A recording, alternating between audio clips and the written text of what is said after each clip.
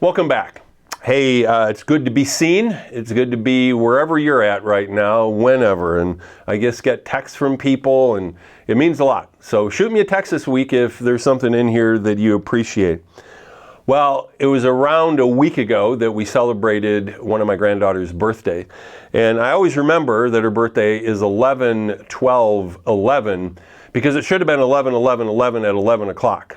But the doctor got there late. I was at the hospital. It was a most unusual circumstance that for some reason everybody heard that Heidi's daughter was at the hospital. Everybody started showing up. It's like, but I mean, I get that Heidi was there. It had to be about 20 people. It was kind of crazy.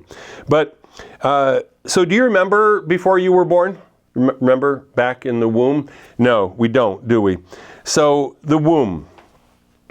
Can you imagine a child trying to make sense of the womb?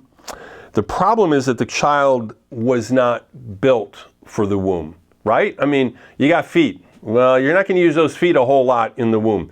You got eyes. They're not going to get you very far. Ears, mouth. I mean, just think about all this stuff that a baby has, but the womb serves its purpose, don't get me wrong. But here's the thing, the baby was created for another world. And that's the world that we live in now. And then that's why you got legs and you've got arms and hands and eyes and a mouth and taste.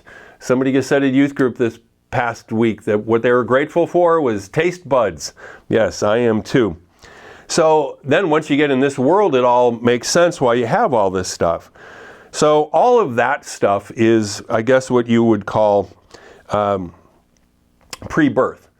Well, Jesus talks about us being born again, and Jesus talks about his Father's kingdom. And we've been talking about the end of the world as we know it.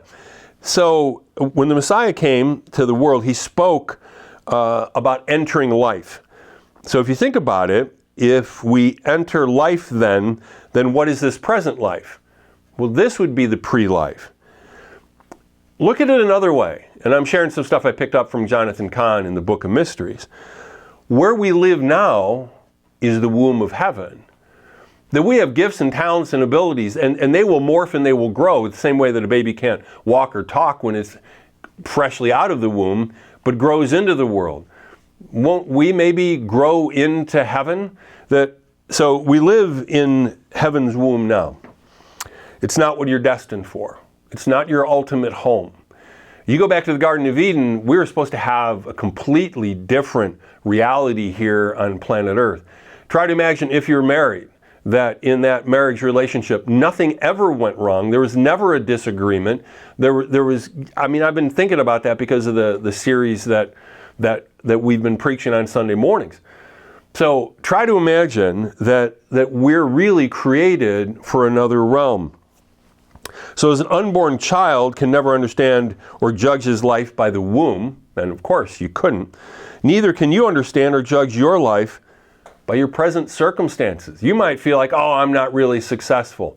What's success in the eyes of heaven? Very different. But we can really only understand that by which we're being prepared for. Once we get to heaven, I think we'll understand a whole lot better. And God will use everything of this world and everything in your life. Think about it, the joys, the sorrows, the victories, the losses, the mountains, the valleys, all of it to prepare you, to grow you, and to form you into the child of heaven that you are yet to become. Your very best days are ahead of you, and they are exponentially better. They are far qualitatively different than the realm that you live in now, and you're being prepared for that. So if you're having a rough day today, just remember that Scripture tells us that all things work together for the good of them that love God and are called according to his purpose. And what does that mean? It goes on to say that we're going to be shaped into the image of Christ. One day, you and I are going to be exactly like Jesus in character. Think about that. Think about that as you walk through a valley. This is but the womb of heaven. One day, you'll be born into a new world. What a great hope we have. Share that hope with somebody this week. God bless you.